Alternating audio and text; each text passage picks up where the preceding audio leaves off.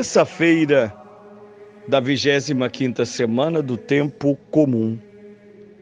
Eu sou o Padre Pedro Paulo e começamos agora mais um programa, a Bíblia no Mundo de Hoje. Nesta terça-feira, volto-me para a primeira leitura, ordinariamente, provinda dos 45 ou 46 livros do Antigo Testamento, numa lógica muito clara para a Igreja, que o Antigo Testamento, a primeira revelação monoteísta de Deus, ela encontra-se com a plena revelação de Cristo, a revelação trinitária. E, portanto, a primeira revelação, no seu conjunto, em termos não de gênero literário, mas de tipologia, é profecia da revelação trinitária. Os teólogos, como Karl Rahner, no século passado, disseram que tratava-se da relação entre o Deus absconditus, escondido, e o Deus revelatus, aquele que Jesus plenamente e decisivamente expõe na sua pregação, na sua ação, nele mesmo. O Deus escondido é o Deus revelado. Por isso, os testamentos estão intrinsecamente unidos naquilo que a teologia chama a analogia da fé. Muitas tentações passaram pela igreja, foi o caso do herege Marcião, de buscar eliminar o Antigo Testamento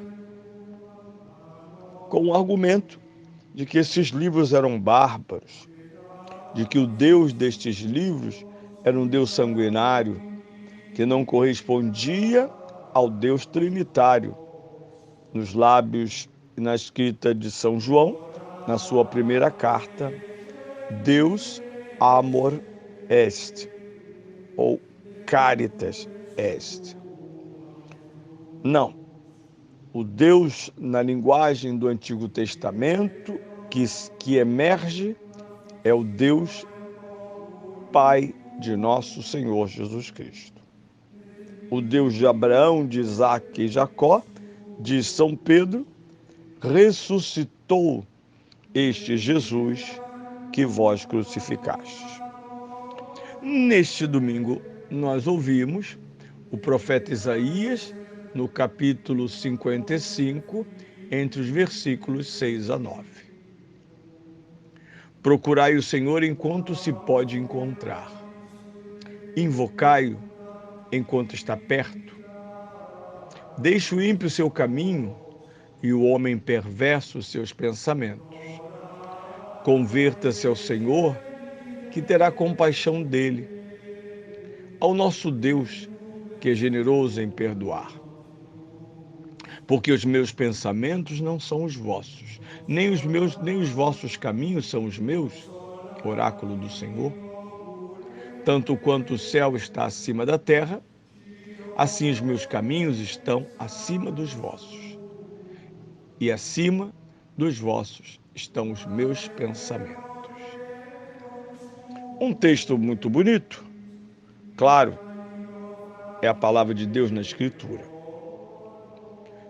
Na primeira parte do texto, se assim eu pudesse dizer, há um conselho que vem justificado na segunda parte.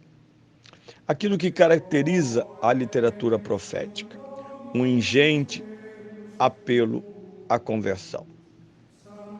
Aqui já percebemos na primeira parte uma analogia com o Evangelho, também na sua primeira parte.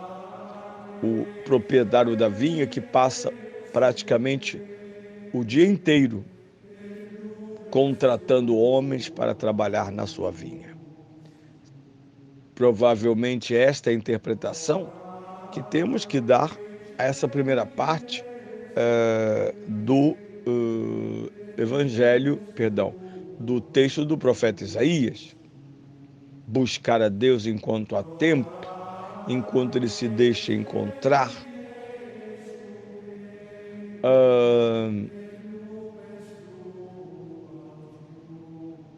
mudar de vida, é citado o fato, duas expressões sinônimas. Vocês sabeis que na literatura, na forma literária do Antigo Testamento, as frases, as sentenças estão relacionadas através de paralelismos ou antíteses. No caso, o paralelismo aqui é: deixe o ímpio seu caminho, o homem perverso o seu pensamento, sendo que deixar é o verbo que relaciona as duas sentenças. E é paralelismo porque a expressão ímpio corresponde à expressão homem perverso.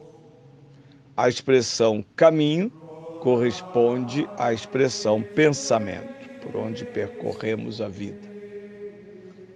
Portanto, converter-se ao Senhor.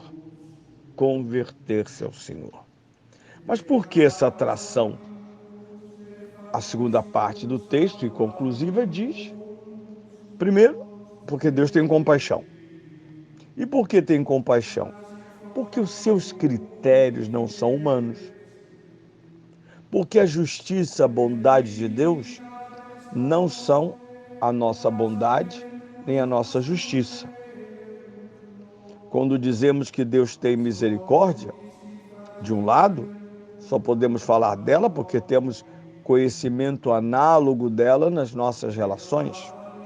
Mas Deus não é misericordioso como eu sou. Deus não é bom como eu sou. Deus não é sábio como eu sou.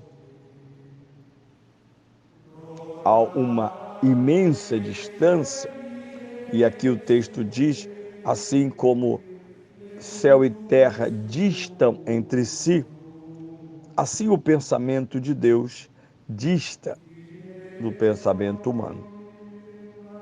Isso é importante entender na segunda parte do Evangelho, quando o salário de um denário vem entregue a todos. E por isso é contestado pelos primeiríssimos que dizem: trabalhamos o dia inteiro e recebemos o mesmo que aqueles que chegaram a uma hora atrás receberam. Portanto, para nós cristãos não é mistério. São Paulo vai começar sua primeira carta aos Coríntios dizendo isso: quem é que penetra o pensamento de Deus? Quem deu conselhos a Deus? Nós sabemos também que o Novo Testamento, munido da revelação do Espírito Santo, sabe que através do Espírito Santo temos a ponte para o pensamento de Deus, para a sua compaixão, para a absoluta e nova forma de justiça. Não por acaso, no livro de Jó, encontramos registrado o grande questionamento sobre a adequação da justiça retributiva e a justiça de Deus.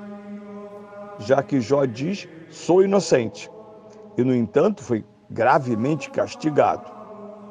Sua mulher e seus 3 amigos o contestam, dizendo: confessa logo, pecastes e Deus te castigou, porque Deus não castiga o justo.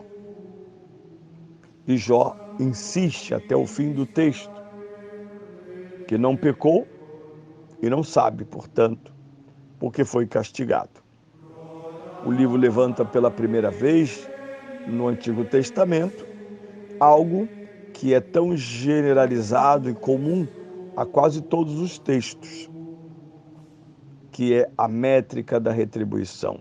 Fazes o bem e Deus te abençoará. Cumpre os mandamentos e terás fartura, saúde e longevidade. Jó é uma quebra paradoxal deste paradigma. Isaías diz a seu modo que isso diz respeito à transcendência da inteligência, da ação, da bondade e da vontade de Deus.